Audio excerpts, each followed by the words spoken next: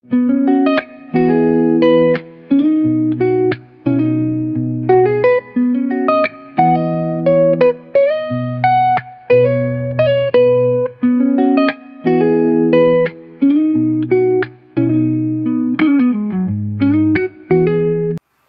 mga kapadyak, mga kabisikleta, mga shoutout sa inyo mga Santo Domingo boys! Yan!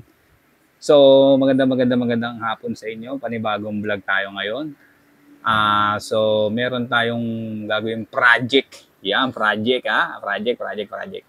So yung bisikleta natin, ipapa-repaint na natin. Ito yung bike natin, no? Ayan.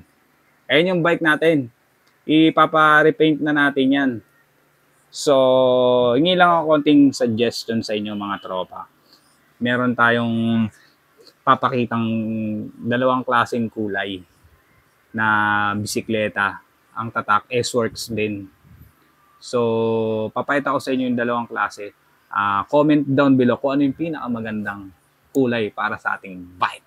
Okay? So, eto na yung unang bisikleta. Papakita na natin ang kulay.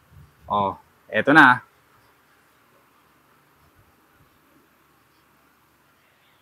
So, ayun yung unang kulay. So, next naman natin yung pangalawang kulay. So, suggestion na lang. Comment down below lang sa baba. Okay? So, eto na yung pangalawang kulay.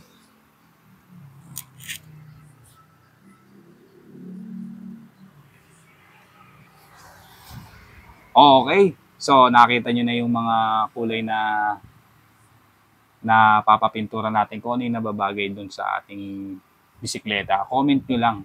Yan, suggest nyo lang para makapili tayo ng magandang kulay. Halos parehas kasi maganda yung kulay niya.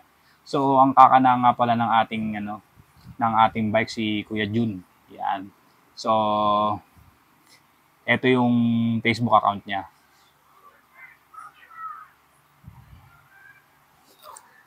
Alright. So, siguro magta-transform na siya. Sa next, papakita ko sa inyo kung ano napili nyo at ay nang papalagay natin sa ating bisikleta. Yan. By Friday, dadaling ko na siya para mapinturahan na. So, abangan nyo na lang yung part 2 ng transformation ng ating S-Works. Yan. Transformation natin S-Works. Alright. So, this is Dazzler TV on the mix. Ang nagsasabing, always be happy. Bawal ang sad. Bye-bye!